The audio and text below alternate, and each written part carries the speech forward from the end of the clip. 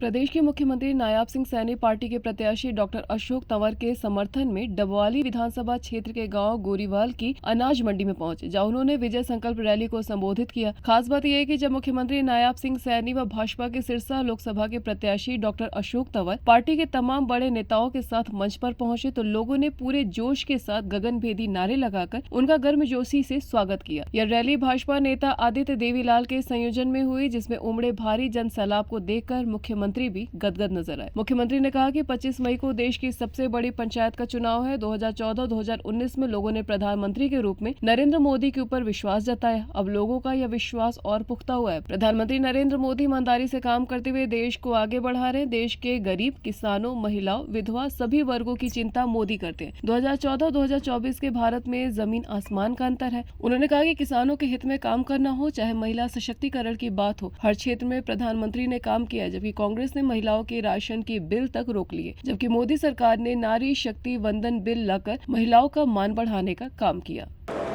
भाइयों, चुनाव चल रहा है। 25 मई को इस देश की सबसे बड़ी पंचायत का हमने चुनाव करना है।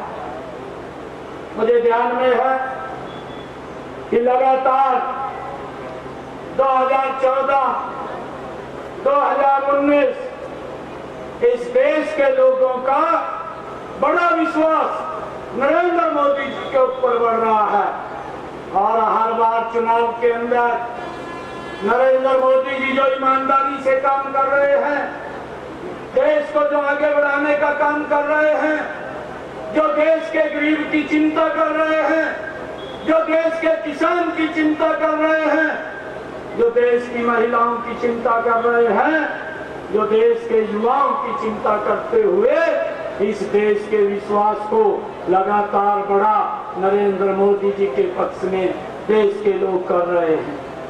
भाइयों, 2024 और 2014, भाइयों 2014 का भारत भी आप लोगों ने देखा है और 2024 का भारत भी देख रहे हैं।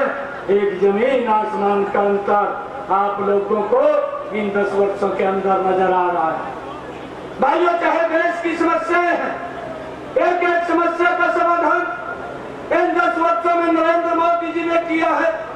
हमारी संस्कृति का संरक्षण भी करने का काम इन 10 वर्षों के अंदर हमारी सरकार ने, नरेंद्र मोदी की सरकार ने किया है। भाइयों, जो लोग बोलते थे, जो समस्या को समस्या बना करके, लोगों को डरा करके वोट लेने का काम करते रहे, आज भी उनके पास कोई विजन नहीं है, कोई नीति नहीं है, कोई योजना नहीं है। और अगर कोई योजना है या कोई विषय है, एक ही बात है कि अगर नरेंद्र मोदी तीसरी बार प्रधानमंत्री बन गए तो इस संविधान को खत्म कर देंगे। भाइयों, लोगों को डरा करके वोट लेने का काम करते हैं।